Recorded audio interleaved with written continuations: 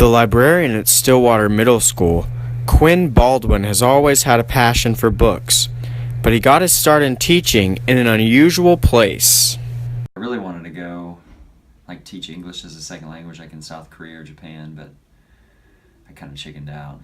And so my wife and I got jobs in Alaska. We figured that was as far away as we could get and still be in the United States. So we just drove up to Minneapolis one weekend for a job fair, just kind of on a whim, and they offered us both jobs and we signed the contract. And then we were driving home back here to Oklahoma, and we were like, what did we just do?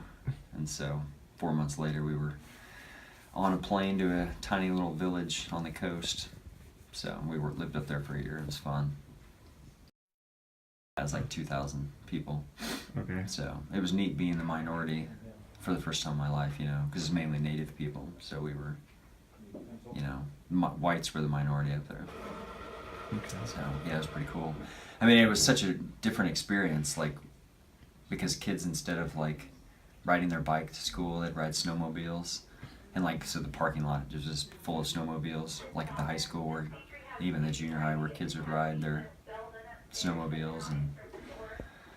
And in sports, since you're in sports, kids would get on little planes, bush planes, to go to cross country meets, because you can't take a bus anywhere. There were no roads, so all the athletes would have to fly to athletic events.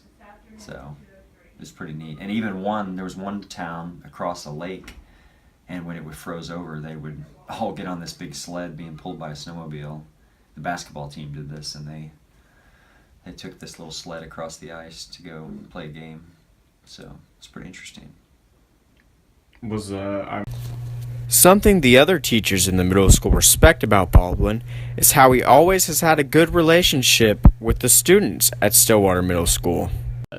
About his interaction with students, what is that like? He knows, it's hard to say that he knows everyone, because he doesn't, but because he's a librarian, he doesn't have I have a finite amount of kids. He knows so many more kids than I do.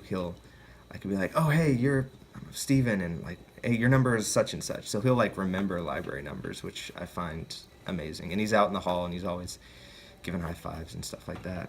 He interacts with the kids quite well.